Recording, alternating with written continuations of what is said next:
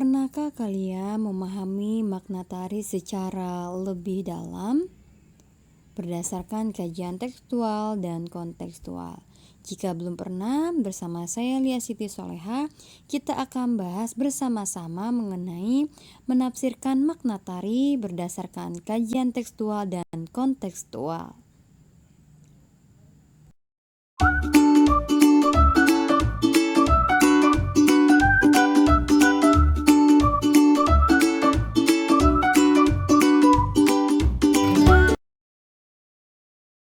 Pendekatan yang ada dalam tari ada dua, yaitu pendekatan tekstual dan pendekatan kontekstual. Makna tari berdasarkan kajian tekstual. Tari dapat dikaji secara luas, artinya dalam melihat seni tari tidak hanya sekedar melihat gerak tubuh dan mendengarkan alunan musik, melainkan tari perlu dilihat secara lebih utuh dan lengkap berdasarkan pendekatan tekstual dan kontekstual. Terdapat beberapa tahapan yang dapat dilakukan untuk mengetahui makna tari berdasarkan kajian tekstual. Tahapan tersebut adalah proses mengamati semua unsur atau elemen dalam tari yang tampak oleh indera, tidak hanya elemen pokok berupa penari ataupun gerak tari, tetapi dengan mengamati juga seluruh elemen pendukungnya. Selanjutnya, elemen kajian tekstual ada 5. Pertama, mengamati penari sebagai pelaku pertunjukan. Kedua, mengamati gerak. Ketiga, mengamati musik. Keempat, mengamati tata rias, busana dan properti. Kelima, mengamati tata pentas dan penonton. Mengamati penari sebagai pelaku pertunjukan. Penari sebagai pelaku tari merupakan objek yang bisa diamati secara tekstual. Makna tari berdasarkan kajian tekstual dapat diamati dalam beberapa kategori, antara lain penari berdasarkan jenis kelamin, penari berdasarkan usia, penari berdasarkan jumlah penari dalam pertunjukan, atau ciri-ciri dan kriteria khusus fisik penari. Dalam kepercayaan masyarakat suatu daerah, terdapat beberapa pertunjukan tari yang tidak lazim dibawakan oleh jenis kelamin tertentu. Contoh tari yang pada pertunjukannya terikat dengan gender adalah tari bedaya Ketawang, yaitu tari klasik yang ditampilkan dalam lingkungan Kasunanan Surakarta, yang hanya boleh dilakukan oleh perempuan. Hal itu karena berkaitan dengan makna perempuan sebagai penyeimbang dan sumber dalam kehidupan. Kategorisasi penari yang menggambarkan makna berdasarkan kategori usia, contohnya tari Tarawangsa dalam upacara Ngalaksa di Desa Rancakalong, Sumedang.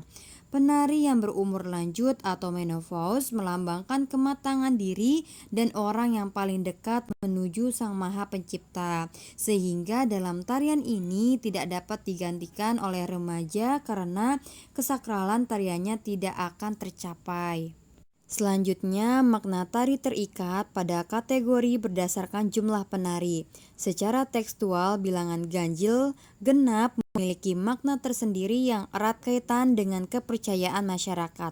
Angka 1, 3, 5, 7, dan 9 biasanya terdapat pada tari-tarian upacara yang bersifat sakral.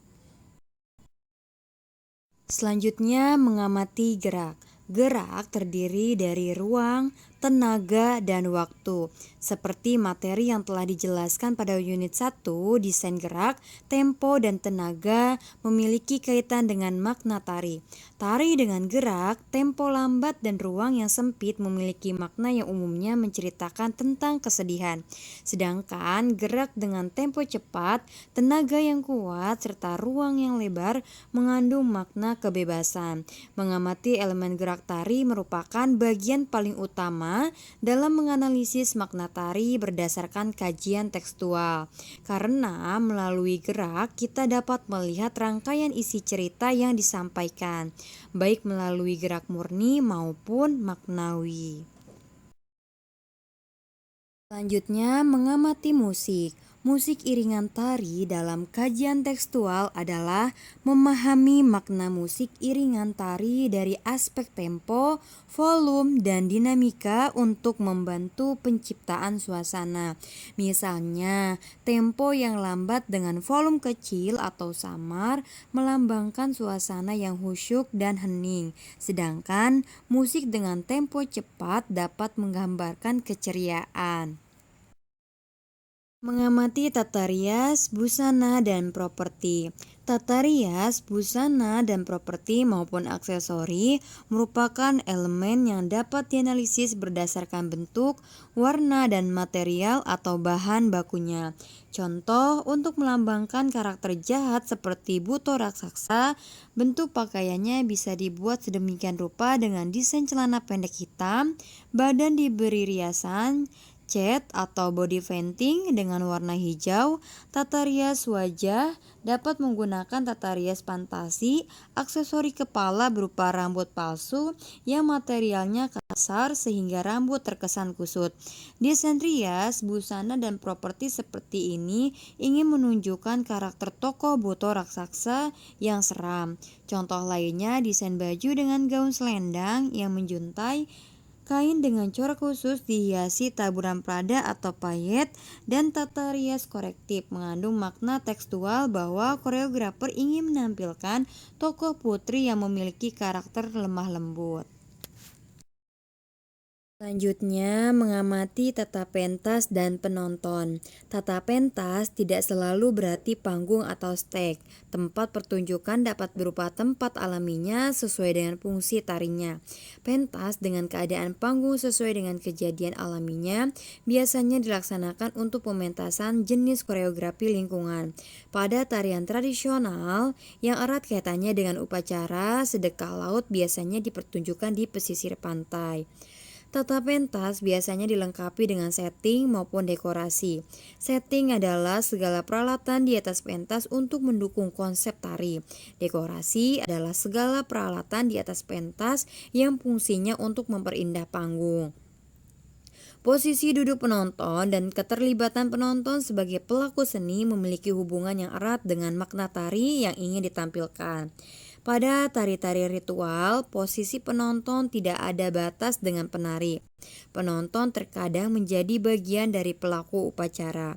Contoh lain pada tari-tari yang dipentaskan di keraton. Letak tempat duduk penonton lebih tinggi dari pentas dan terdapat batas jarak dengan pelaku seni. Letak penonton tersebut memiliki makna bahwa tarian tersebut dipertunjukkan untuk menghormati orang yang kedudukannya lebih tinggi. Misalnya, sosok tertua adat, pejabat, atau raja.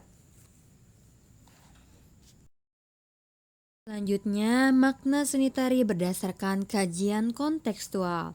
Kajian makna tari secara kontekstual merupakan pengkajian tari yang terfokus pada kaitan tari dengan sosial dan budaya masyarakat pendukung tari tersebut.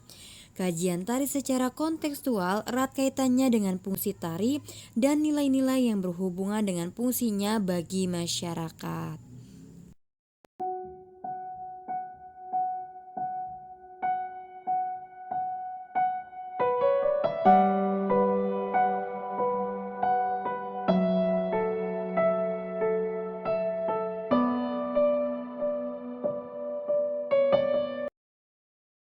Nah, ada 7 fungsi tari menurut Sediawati tahun 1981. Yang pertama, pemanggilan kekuatan gaib. Yang kedua, penjemputan roh-roh pelindung untuk hadir di tempat pemujaan. Yang ketiga, memanggil roh-roh baik untuk mengusir roh-roh jahat. Yang keempat, peringatan pada nenek moyang dengan menirukan kegagahan maupun kesigapan. Yang kelima, pelengkap upacara sehubungan dengan peringatan tingkat hidup seseorang. Yang keenam, pelengkap upacara sehubungan dengan saat-saat tertentu dan perputaran waktu. Dan yang ketujuh, perwujudan dari dorongan untuk mengungkapkan keindahan semata. Pada unit 1 telah dijelaskan bahwa fungsi tari erat kaitannya juga dengan makna, karena di dalam fungsi tersebut mengandung nilai-nilai yang berkaitan dengan budaya masyarakat. Makna tari secara kontekstual dapat dilakukan dengan cara melihat nilai-nilai yang berkaitan dengan fungsi tari berikut. Yang pertama, nilai yang mengatur hubungan manusia dengan Tuhan. Pada umumnya terdapat pada tari-tarian yang memiliki fungsi sebagai upacara. Tari memiliki makna yang secara tidak langsung sebagai doa yang dapat menyampaikan harapan-harapan sebagai manusia dalam menjaga keseimbangan dalam hidup. Yang kedua, nilai yang mengatur hubungan manusia dengan alam terdapat pada tari yang berfungsi sebagai ritual maupun hiburan. Nilai-nilai tersebut berisi pesan untuk menjaga kebersihan, melestarikan alam, flora, dan fauna. Pada tari tradisional, nilai-nilai yang mengatur hubungan manusia dengan alam terdapat pada tarian yang tumbuh di masyarakat agraris, peladang, maupun pesisir. Yang ketiga, nilai yang mengatur hubungan manusia dengan sesamanya. Contohnya nilai kesopanan, nilai tanggung jawab, dan nilai-nilai toleransi keberagaman. Nilai-nilai ini biasanya terdapat pada tari-tarian pergaulan maupun tarian yang berfungsi sebagai media pendidikan.